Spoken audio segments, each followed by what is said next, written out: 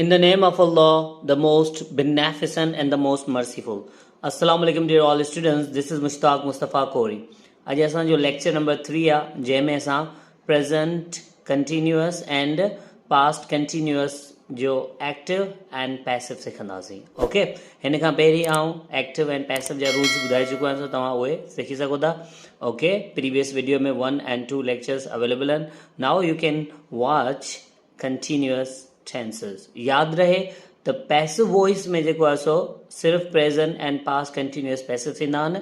Future continuous जेको आहे सो passive न थींदो एंड उन खां अलावा परफेक्ट कंटिन्यूअस जेके 3 थींदा उहे पैसिव न थींदा. ओनली 8 टेंसेस जेके आहिनि असां उन्हनि खे पैसिव वॉइस में कन्वर्ट कंदा आहियूं. ठीकु आहे. सो अॼु सिखूं था पाण सभ खां पहिरीं प्रेज़ेंट कंटिन्यूअस टेंस. ओके, सो प्रेज़ेंट कंटिन्यूअस अगरि असां एक्टिव पैसिव सिखियासीं त पास्ट कंटिन्यूअस जेको आहे ऑटोमेटिकली असांखे सम्झ में अची वेंदो. स्ट्रक्चर सेम ई रहंदो आहे, सिर्फ़ु एक्शन जेको आहे पास्ट में कंटिन्यूअस हूंदा एंड वाज़ वर अची वेंदो आहे. Okay, so let's begin. अगरि एक्टिव वॉइस जो सेंटेंस आहे जंहिंमें सब्जेक्ट वर्ब हेल्पिंग वर्ब जी ING फर्स्ट फॉर्म सां गॾु. ओके, एंड ऑब्जेक्ट लॻंदो आहे. जॾहिं असां पैसिव कंदा आहियूं त यादि रहे हीउ जेको ऑब्जेक्ट हूंदो आहे असांजो, इहो पैसिव वॉइस में वञी छा थी वेंदो आहे, subject. U must remember this. Okay, उन खां बाद में हेल्पिंग वर्ब जेके आहिनि IS MR ई हूंदा, लेकिन कंटिन्यूअस में पैसिव में IS MR plus being. IS MR सां गॾु छा लॻंदो आहे वधीक, बीइंग ING लॻंदी आहे. अगरि छा लॻंदो आहे, वर्ब जी थर्ड फॉर्म. तो असांखे इहो ज़हन में रखणु घुरिजे त पैसिव वॉइस जेको आहे उन में हमेशह वर्ब जी थर्ड फॉर्म लॻंदी आहे. सो कंटिन्यूअस शो करण जे लाइ असां बीइंग जो इज़ाफ़ो कंदा आहियूं, जीअं ख़बर पए त इहो एक्शन जेको आहे कंटिन्यूअस आहे. उन खां बाद में बाय देन ऑब्जेक्ट. नेगेटिव हूंदो त subject helping of not verb first form ING object. Active voice हूंदो. अगरि पैसिव वॉइस कंदासीं त ऑब्जेक्ट असांजो सब्जेक्ट थींदो एंड जेको सब्जेक्ट आहे उहो असांजो छा थी वेंदो एंड उन खां पहिरीं छा हूंदो आहे, बाय.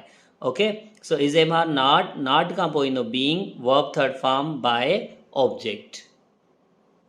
इंट्रोगेटिव हूंदो त IS MR अची वेंदो सब्जेक्ट वर्ब जी फर्स्ट फॉर्म ING. अगरि पैसिव कंदासीं त IS MR ईंदो सब्जेक्ट बीइंग वर्ब जी third form by object. Interrogative negative हूंदो त IS MR subject not verb जी first form ING. Active voice में यादि रहे ही एक्टिव वॉइस जा फॉर्मूला आहिनि एंड ही पैसिव जा फॉर्मूलाज़ आहिनि.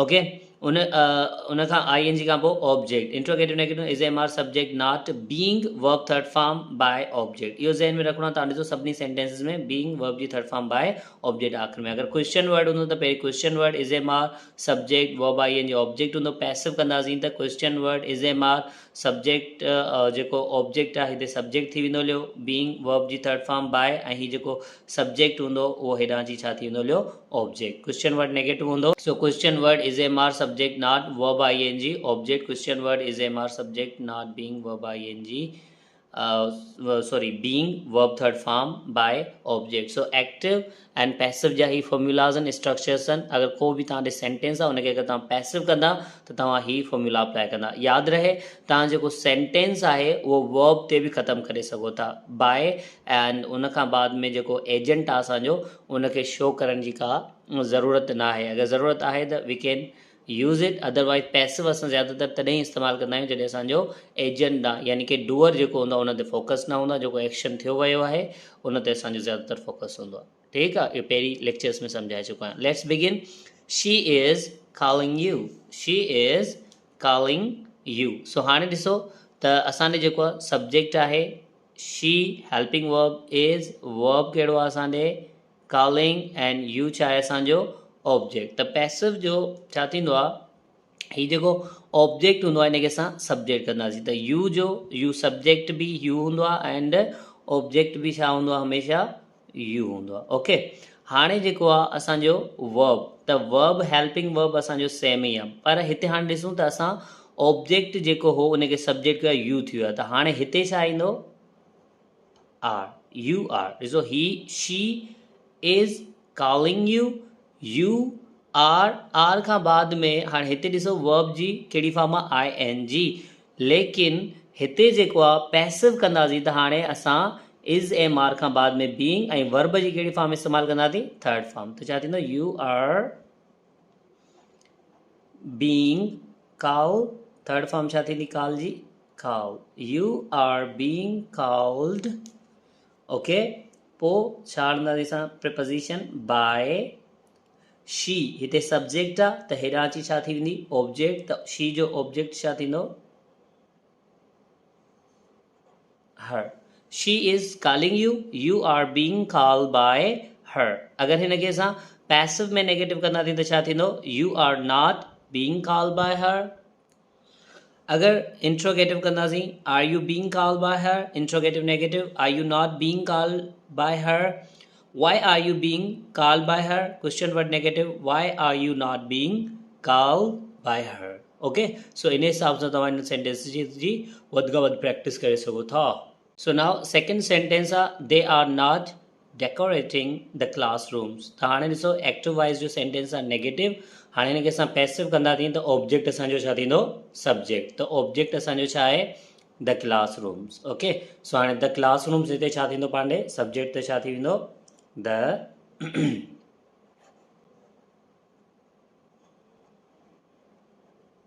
the classrooms okay प्लूरल त वर्ब छा ईंदो इज एम आर त छा ईंदो आर नेगेटिव आहे त नॉट खां बाद में छा इस्तेमालु कंदासीं पैसिव में being the classes are not being okay not being खां पोइ वर्ब हाणे हिते आहे डेकोरेटिंग अगरि हिनखे असां पैसिव कंदासीं त वर्ब जी कहिड़ी फॉर्म अची वेंदी थर्ड फॉर्म त छा थी वेंदो डेकोरेटिंग जो डेकोरेटेड DECORATED decorated ओके उन खां बाद में असां इस्तेमालु कंदासीं सब्जेक्ट जेको आहे हिते असांजो ऑब्जेक्ट थींदो त दे जो छा थींदो बाय ऑब्जेक्ट छा थींदो दे जो then okay they are not decorating the classrooms are not being decorated by them अगर तव्हां बाय देम नथा लगाइण चाहियो for example some people are doing that so you can say the classrooms are being decorated अगर negative कंदा the classrooms are not being decorated are classrooms being decorated are classrooms not being decorated okay अगर तव्हांखे doer जी ख़बर न आहे agent केरु आहे कमु करण वारो केरु आहे त पोइ तव्हां भले हिनखे जेको आहे सो अननोन आहे त पोइ तव्हां वर्ब जे सेंटेंस खे ख़तमु करे सघो था थर्ड सेंटेंस असांजो आहे are you learning English okay so हाणे थर्ड सेंटेंस आहे असांजो आर यू लर्निंग इंग्लिश तो हाणे अगर असां पैसिव कंदासीं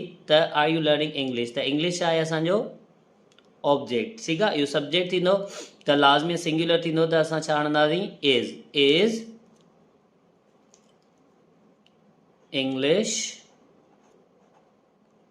English okay is English subject थियो हाणे छा आणंदासीं being is English being verb जी थर्ड फॉर्म हिते वर्ब आहे लर्निंग त थर्ड फॉर्म छा थींदी आहे वर्ब जी LEARNT learned या ED बि लॻंदो आहे learned okay is English being learned हाणे उन खां बाद में असां बाय जो इस्तेमालु कंदासीं okay so we have to use by is English being learned by you त यू जो ऑब्जेक्ट छा थींदो आहे यू ई थींदो आहे then question mark okay so are you learning English Is English being learned by you? So now, असांजो sentence number 4 आहे is he not teaching you is he not teaching you त हाणे पैसिव कंदासीं त पहिरीं असां इज़ एम आर हणंदा हाणे ॾिसो असां ऑब्जेक्ट छा आहे असांजो यू त इहो सब्जेक्ट थींदो त डेफिनेटली छा लॻंदो आर खां बाद में असां छा इस्तेमालु कंदासीं यू नेगेटिव आहे त फॉर्मूला जे हिसाब सां असां इस्तेमालु कयो नॉट खां बाद में असां छा जो इस्तेमालु कंदासीं being are you not being okay being खां बाद में असां छा जो इस्तेमालु कंदासीं वर्ब जो त वर्ब कहिड़ो आहे is he not teaching you are you not being teach जी थर्ड फॉर्म छा थींदी आहे taught are you not being taught okay then असां छा इस्तेमालु कंदासीं बाय ही जो ऑब्जेक्ट असां कंदासीं त छा थी वेंदो लियो him then question mark is he not teaching you are you not being taught by him understood second sentence fifth sentence asanjo who is calling you त आउं तव्हांखे ऑलरेडी ॿुधाए चुको आहियां त who is a subject इस्तेमालु कयो वेंदो आहे okay so who is calling you सो हाणे जॾहिं who ईंदो आहे त असां who खे छा में कन्वर्ट कंदा आहियूं by whom वर्ब असांजो छा इस्तेमालु थींदो are you by whom are you ING लगाईंदासीं being by whom are you being verb जी थर्ड फॉर्म कॉल जी छा थींदी call then question mark who is calling you by whom are you being called this is question word ठीक है so question word में पहले question word है by whom are you being verb ji third form called next sentence असांजो why are students not reading the books why are students not reading the books त कहिड़ो sentence आहे this is question word ऐं not जे ॿुधाए question word negative आहे त असां छा कंदासीं पैसिव वॉइस जो असां फॉर्मूला ॾिसंदासीं त सभ खां पहिरीं छा ईंदो क्वेश्चन वर्ड ईंदो त छा ईंदो वाई ओके वाई असां इस्तेमालु कयो हाणे ऑब्जेक्ट छा आहे द बुक्स इहो असांजो सब्जेक्ट थींदो त हाणे सब्जेक्ट अगरि बुक्स ज़्यादा आहिनि त इज़ ईंदो एम ईंदो आर त डेफिनेटली यू नो वेरी वेल त असां इस्तेमालु कंदासीं आर ओके सब्जेक्ट असांजो छा थी वियो the books why are the books negative आहे वाई आर द बुक्स त असां छा इस्तेमालु कंदासीं नॉट खां पोइ फॉर्मूला जे हिसाब सां असां छा इस्तेमालु कंदासीं being why are the books not being खां पोइ असां छा इस्तेमालु कंदासीं वर्ब जी third form why are the books not being verb जी थर्ड फॉर्म छा थींदी रीड जी सेकंड थर्ड फॉर्म खे असां पढ़ंदा आहियूं रेड लिखबो रीड लेकिन पढ़बो सेकंड थर्ड फॉर्म खे read why are the books not being read उन खां बाद में असां इस्तेमालु कंदासीं बाय ओके ऑब्जेक्ट स्टूडेंट्स असांजो हिते सब्जेक्ट हो त हेॾा ऑब्जेक्ट थींदो त छा थींदो by students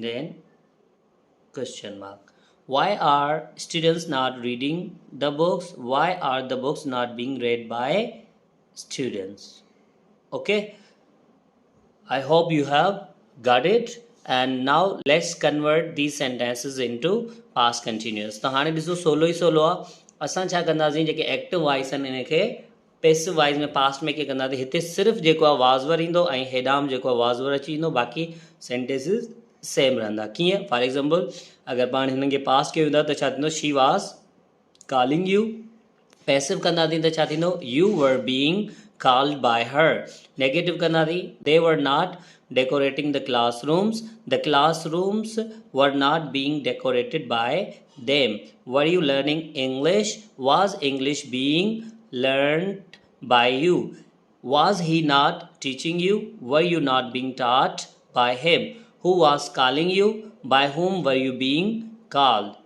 why were students not reading the books why were the books not being read by the students okay so इन हिसाब सां तव्हां हिनखे पास्ट में करे सघो था दिस इज़ सो ईज़ी हाणे तव्हांखे ही कुझु सेंटेंसिस आहिनि जेके ॾियूं पिया त तव्हां कमेंट में हिन जा पैसिव वॉइस करे ॿुधायो वीडियो खे पास कयो ऐं पैसिव कयो let's see how many of these U can answer correctly okay so thank you so much for being with me inshallah we'll meet you in the next lecture till that Allah negeban fi amanillah and take care of yourselves